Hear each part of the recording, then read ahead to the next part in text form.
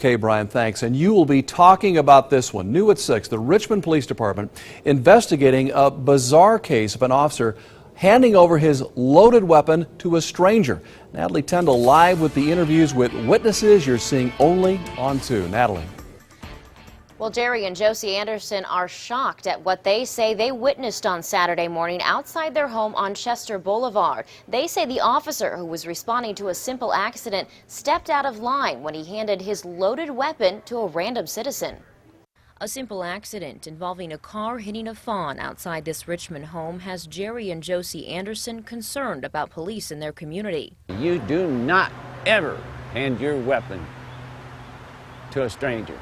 The accident drew a crowd around the injured fawn. I felt bad for the deer too, but it needed to be put down, but not in front of a crowd of people and young people.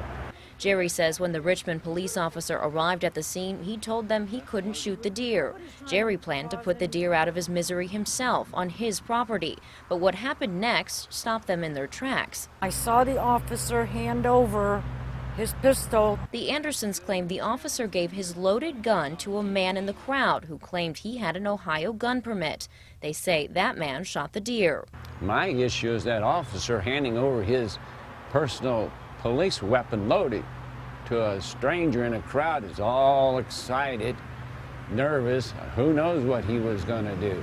Jerry told supervisors with the police department and they're investigating. According to Jerry, police say the bullet shell found at the scene was consistent with the ones the Richmond Police Department uses. 2 sergeants came over here and apologized, said it made the Richmond department look very silly.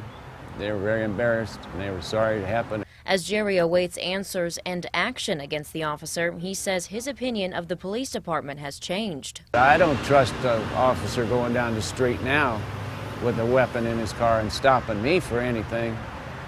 I won't trust him.